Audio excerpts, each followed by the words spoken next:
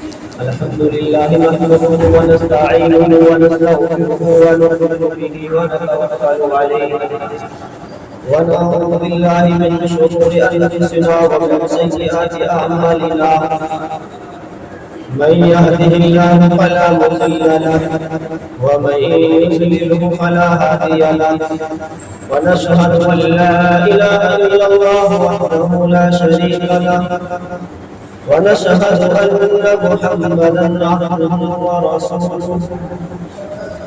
أما بعد فأعوذ بالله من الشيطان الرجيم بسم الله الرحمن الرحيم يا أيها الذين آمنوا إذا نودي للصلاة من يوم الجمعة فاسعوا إلى ذكر الله وذروا الخير وقال النبي صلى الله عليه وسلم الجمعة سيد الأيام صدق الله العظيم وصدق رسوله النبي الكريم ونحن على ذلك من الشاهدين والشاكرين والحمد لله رب العالمين. محترم بزرگوں، دوستوں اور نوجوان بھائیوں، اللہ تبارک و تعالی کا نہایت احسان و کرم ہے کہ اللہ نے مجھے اور آپ کو جمعے کی مناسبت سے یہاں آنے کی توفیق عطا فرمائی. دعا کریں کہ اللہ تعالیٰ جو باتیں کہی جائیں ان پر ہم سب کو عمل کرنے کی توفیق عطا فرمائے. نوجوان بھائیوں، بزرگوں، اللہ تبارک و تعالیٰ کی شان یہ ہے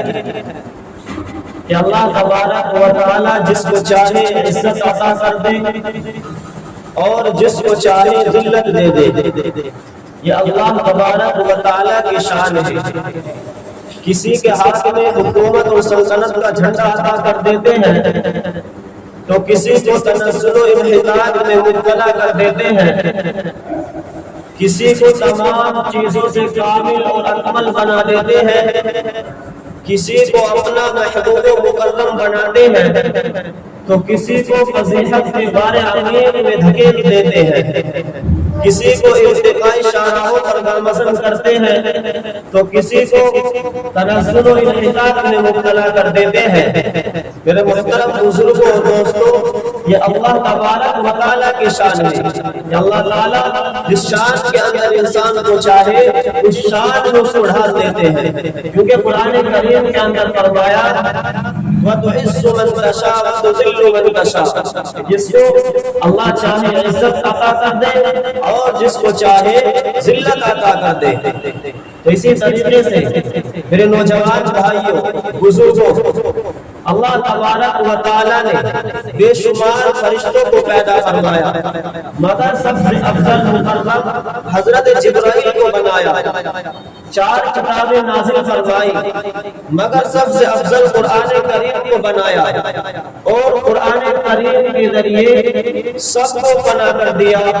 کسی کتاب کی حفاظت کی ذمہ داری نہیں لی مگر اللہ تبارک و تعالیٰ نے قرآن کریم کی حفاظت کا اعلان کر کے قرآن کریم کو زوال اور فنا سے صاف کر دیا. فرمایا اِنَّا نَحْنُ نَزَّلْنَا الذِّكْرَ وَإِنَّا لَهُ لَحَافِظُونَ.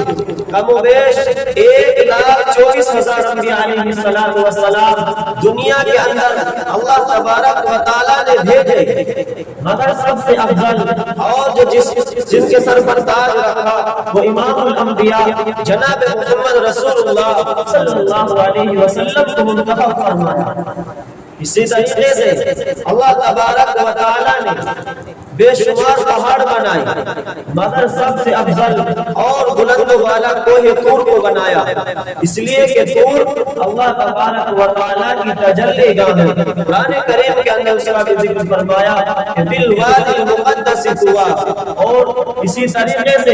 بہت سارے شہروں کو اللہ تبارک و تعالیٰ نے ترقی ترقی دی، وجود میں لائے، لیکن جب فضیلت کی تقسیم کی باری آئی اور پسندیدگی کے اعلان کا نمبر آیا تو اللہ کے نبی صلی اللہ علیہ وسلم نے مکہ المکرمہ کو ترجیح دی۔ قرآن کریم کے اندر فرمایا لا اقسم بهذا البلد الامین، اس لیے کہ مکہ المکرمہ میں کعبۃ اللہ موجود ہے۔ اسی طریقے سے اللہ تبارک و تعالی نے 7 آسمان بنائے اور 7ویں کو پسند کیا، وہاں عرش بنایا، اس پر جنت قائم کی، اس لیے کہ 7ویں آسمان پر جبرائیل کا مقام ہے، عند سدرۃ المنتہی عندها جنت المأوی۔ اسی طریقے سے اللہ تبارک و تعالی نے 7 جنتیں بنائی، مگر سب سے افضل پررونق اور بلند و بالا وہ جنت الفردوس کو بنایا جو انبیاء علیہ السلام کی جنت ہے۔ اللہ تبارک و تعالیٰ نے اسی طریقے سے بے شمار چیزیں بنائی۔ اللہ نے 12 مہینے بنائے، مگر سب سے افضل اور برکت والا رمضان المبارک کو بنایا۔ کیوں؟ اس لیے کہ رمضان المبارک کے اندر قرآن کریم نازل ہوا، قرآن کریم نازل ہوا۔ اسی طریقے سے اللہ تبارک و تعالیٰ نے 7 راتیں بنائی، مگر ان 7 راتوں میں سب سے افضل جو ہے وہ شب قدر کی رات ہے، وہ اس لیے کہ انا انزلناہ فی لیلۃ القدر، اسی رات کے اندر قرآن کریم نازل کیا گیا، اس وجہ سے یہ شب قدر جو ہے سب سے افضل رات ہے۔ میرا عزیز دوستو، ہم نے ان تمام چیزوں کے اوپر غور و فکر کرا اور سوچا سمجھا کہ اللہ تبارک و تعالیٰ نے یہ جو چیزیں بنائی ہیں ان کے اندر کوئی نہ کوئی خاصیت ہے جس کی وجہ سے اس کو افضلی اور برتری ملی ہے۔ لیکن میرا عزیز دوستو، آج ماشاءاللہ جمعے کا دن ہے، آپ نے اس کے اوپر غور کیا کہ آج جمعے کا دن کتنی فضیلت والا دن ہے، کتنی برکت والا دن ہے، اس کے اوپر آپ نے غور کیا؟ کیونکہ میرا عزیز دوستو، اللہ تبارک و تعالیٰ کی شان یہ ہے کہ جس کو چاہے عزت دے دے اور جس کو چاہے ذلت دے دے۔ اللہ تبارک و تعالیٰ نے اسی طریقے سے جمعے کے دن کو تمام دنوں پر فوقیت حاصل کی۔ میرا عزیز دوستو، ابھی آپ حضرات کے سامنے بتایا کہ قرآن کریم تو اس لیے افضل کہ وہ کلام پاک اللہ کی کتاب ہے، اور رمضان اس لیے افضل ہے کہ اس کے اندر قرآن کریم نازل ہوا، اور 7واں آسمان اس لیے افضل ہے کہ اس کی گود میں جنت المأوی ہے، اور رسول اللہ صلی اللہ علیہ وسلم کی ذات اس لیے افضل ہے کہ وہ امام الانبیاء ہے، اور جبرائیل امین اس لیے افضل ہے کہ ان کے پاس وحی کا خزانہ ہے۔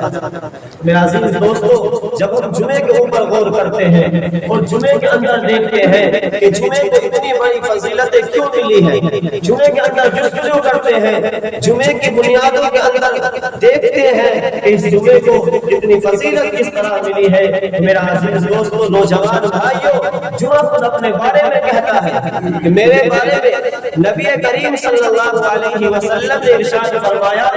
خیر یوم طلعت الشمس الجمعہ، کہ جمعے کا دن تمام دنوں میں سب سے افضل دن جمعے کا ہے۔ اس نے فرمایا پھر اور آپ کے آقا جناب محمد رسول اللہ صلی اللہ علیہ وسلم نے ارشاد فرمایا کہ جمعے کا دن تمام دنوں میں سب سے افضل دن ہے۔ میرا عزیز دوستو، اور دوسری جگہ نبی کریم صلی اللہ علیہ وسلم نے ارشاد فرمایا کہ ان فی الجمعۃ سید الایام وهو اعظم عند اللہ من یوم الفطر و یوم الاضحیٰ،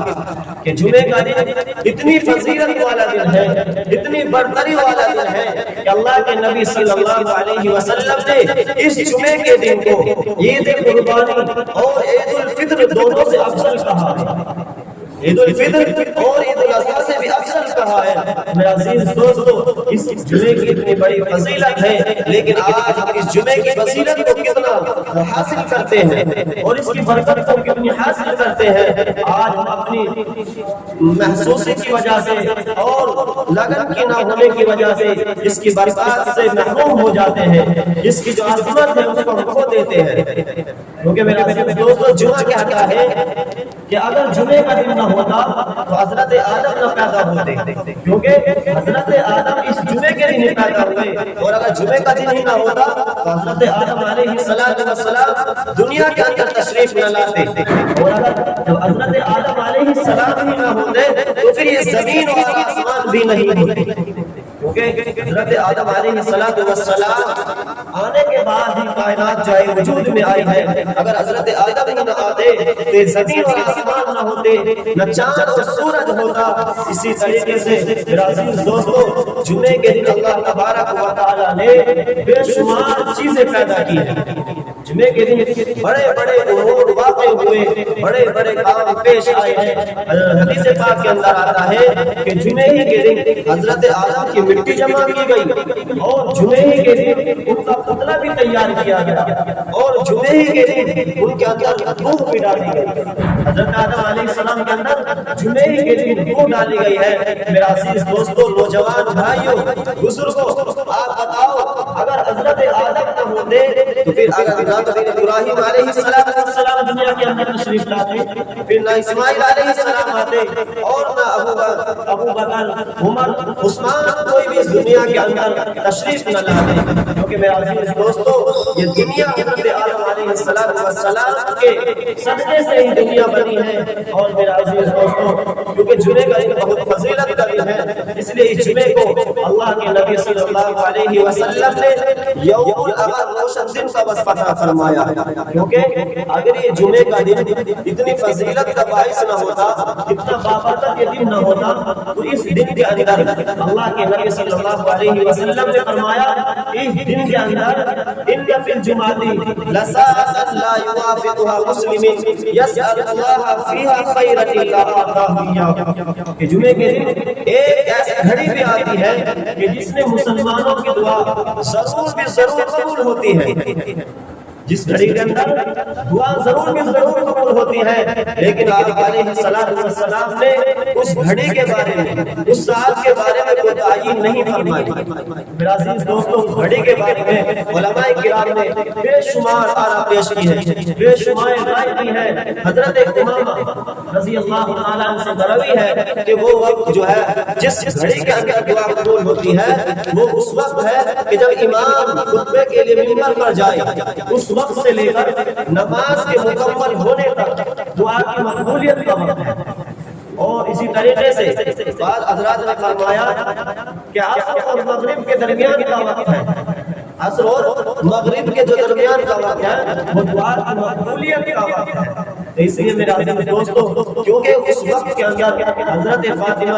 رضی اللہ تعالی عنہا جو نبی کریم صلی اللہ علیہ وسلم کی لاڈلی صاحبزادی ہے، وہ اس وقت کے اندر دعا اور استغفار میں مشغول رہتی تھی۔ لہذا ہم سب کو چاہیے کہ ان وقتوں کے اندر بڑی لگن اور دماغ کے ساتھ، محنت کے ساتھ، توجہ کے ساتھ درود اور اذکار میں ہمیں مشغول ہو جانا چاہیے،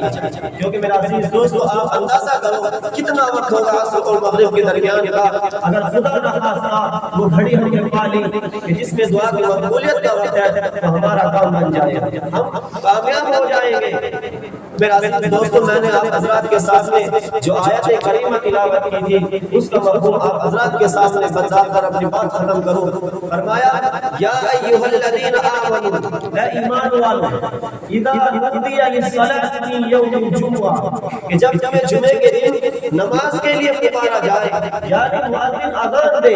فاسعوا الی ذکر اللہ، تو اللہ تبارک و تعالی کی عبادت کی جانب دوڑ پڑو، یعنی دوڑ کر کے آ جاؤ، وذروا البیع، اور اپنے خرید و فروخت کو چھوڑو، ذالکم خیر لکم، یہ تمہارے لیے بہتر ہے، ذالکم خیر لکم ان کنتم تعلمون، اگر تمہارے پاس عقل اور دانائی موجود ہے۔ فرمایا اللہ کے نبی صلی اللہ علیہ وسلم نے کہ مسجد کی طرف جلدی سے جلدی نکلنے کی کوشش کرو، کیونکہ قرآن کریم نے فرمایا کہ جب مؤذن اذان دے دے تو اذان کے فوراً بعد نماز کی تیاری میں مصروف ہو جاؤ، کیونکہ حدیث پاک کے اندر آتا ہے وَإِذَا كَانَ يَوْمُ الْجُمْعَةِ وَقَفَتِ الْمَلَائِكَةُ عَلَى بَابِ الْمَسْجِدِ، وَإِذَا كَانَ يَوْمُ الْجُمْعَةِ وَقَفَتِ الْمَلَائِكَةُ عَلَى بَابِ الْمَسْجِدِ، کہ جمعے کے دن فرشتہ ایک رجسٹر لے کر مسجد کے دروازے پر کھڑا ہو جاتا ہے، اور جو سب سے سے پہلے مسجد کے اندر جمعے کے لیے آتا ہے تو اس کا نام اللہ کی راہ میں ایک اونٹ قربانی کرنے والوں کی فہرست میں لکھ دیتا ہے، اور جو اس کے بعد میں آتا ہے اس کا ثواب اللہ کی راہ میں ایک گائے قربانی کرنے والوں کی فہرست میں لکھ دیتا ہے، اور جو اس کے بعد آتا ہے اسی طریقے سے ترتیب دار جو اس کے بعد آتا ہے کسی کو گائے کا ثواب، کسی کو بکری کا ثواب، بکری صدقہ کرنے کا ثواب، اور یہاں تک کہ جو سب سے آخر میں آتا ہے تو اس کے لیے بھی ایک انڈے کے صدقے کا ثواب لکھا جاتا ہے،